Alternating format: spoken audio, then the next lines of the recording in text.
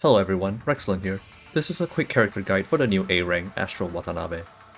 Astral can be obtained from the current basic banner at 100% rate up, as well as the free Header Roamer layer box.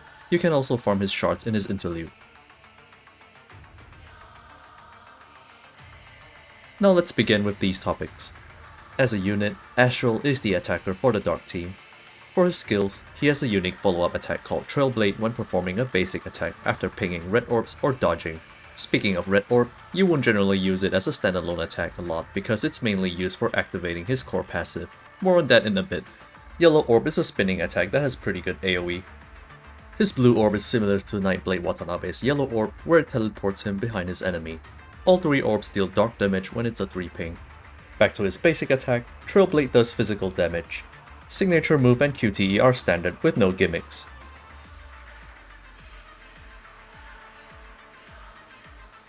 And now for his core passive. If you've played B-Lift or Eclipse Lift, the activation condition is exactly the same. 3 orbs and 1 red orb, or switch in attack and then immediately perform red orb. What it does is a large AoE attack, and Astral gets a 5-second extra dark damage buff to his basic and Trailblade attacks. As for his ranks, it goes without saying that the higher the better, but SS to SSS is good enough because you'll be using him for at least nearly a year until the S rank Dark Attacker shows up. Now let's move on to the demonstration.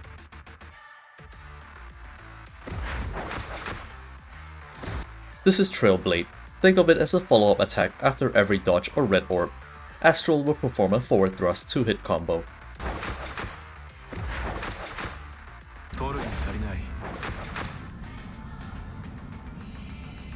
Now that I've just done a triple red, that's half of his core passive condition done, and this is indicated by the dark aura around Astral, so the next red orb will be his core passive attack.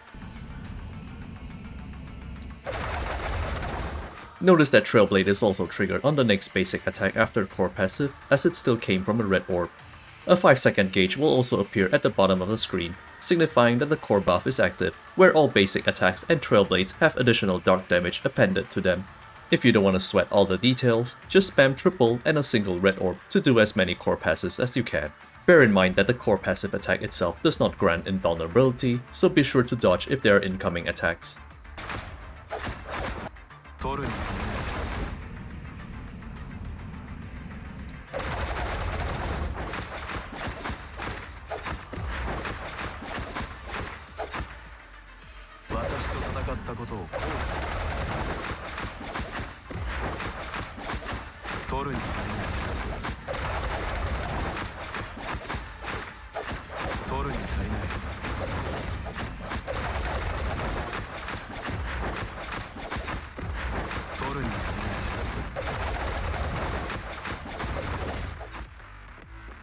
Remember that you only need to do a red orb after switching in as well.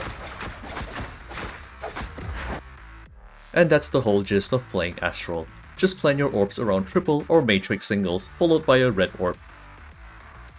As for his gear, his 6-star weapon is ideal, but like most characters, the 4 and 5-star ones work as well, so it's completely up to you. Moving on to his memory set, it's very straightforward. 4-piece Bathlon that you can grab from the event, and either 2-piece Darwin or Cody. Darwin boosts overall damage, whereas Cody helps build up his signature move faster. They both work for Warzone, whereas Cody allows for safer plays with more iframes from signature moves, so it's up to your preference. If you're looking to resonate his gear, for the signature weapon, it'll be slot 2, 3, and 1. Whereas for memories, 6 attack for the top slot and 6 core, or 4 core and 2 signature for Darwin and Cody builds respectively. Moving on to team composition, you can place Astral with Tenebrion if you have him, alongside Karenina Blast, and that completes half of the Dark team.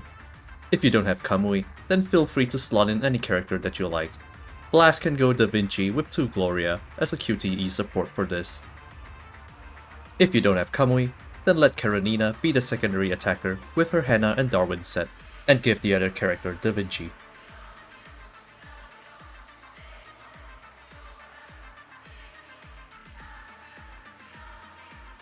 We've come to the end of this simple character guide, and I hope that has been helpful to you. Essential links are in the description below, and consider leaving a like, comment, and subscribe, and I'll see you in the next video.